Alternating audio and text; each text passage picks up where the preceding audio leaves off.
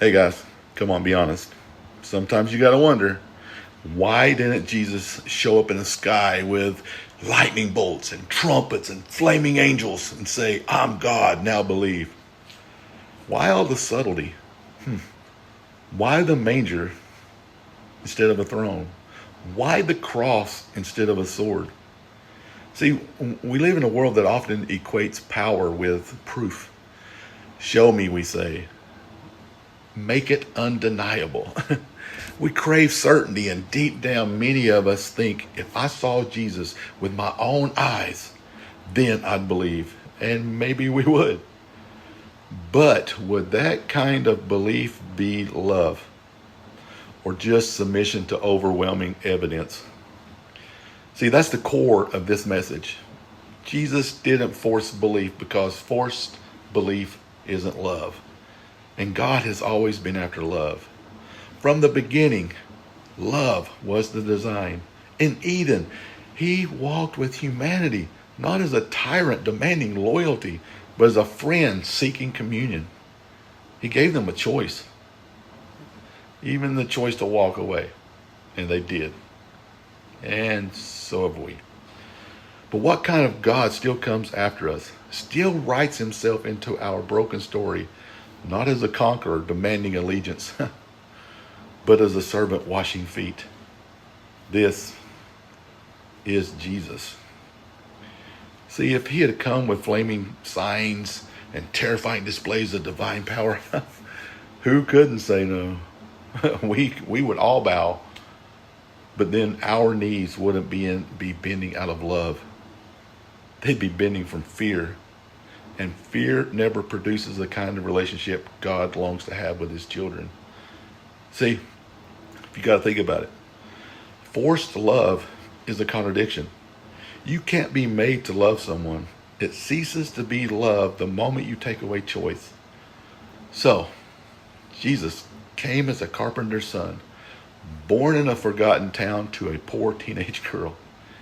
He's worked with his hands. He's told stories. He healed the broken. He wept at tombs. He walked dusty roads. He let people walk away from him. And he did all of that so that no one would be coerced into the kingdom, but instead invited. It was love that hung on the cross, not lightning bolts, not angels, not the armies of the Lord, not flaming swords, just love. Quiet, bleeding, and willing. And isn't that what real love does? It doesn't crash through the door, it knocks. It doesn't demand, it offers. It doesn't prove itself by force. It proves itself by faithfulness. So imagine a relationship where someone said, you have no choice but to love me. That's not romance, that's captivity. I'm going to say it again. That's not romance, that's captivity. But when someone says, you are free to go, but I will still love you, that's the kind of love that moves us. That's the kind of love that changes us. That's the kind of love that God showed us in Christ. See, Jesus didn't come to dominate minds. He came to win our hearts. He didn't shout his divinity from the rooftops. He whispered it in parables, showed it in mercy, and proved it in a resurrection. The cross wasn't a failure to convince the world. It was the clearest expression of love the world has ever seen. The kind of love that doesn't have to force itself to be real. The kind of love that walks the long road with us, waits patiently, and says, here I am, come and see. So today, if you're waiting for God to show up with undeniable proof, maybe he already has, just not in the way we expect.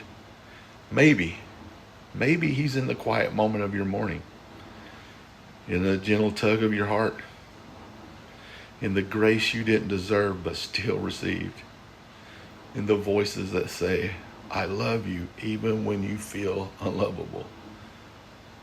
Jesus didn't force the truth.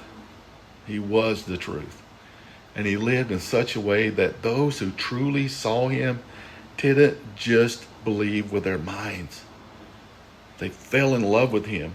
And that's what he's still after. Not robots, not captives, but children, his children, who choose to come home. Not because they have to, but because they want to. I love you guys. Be blessed to be a blessing.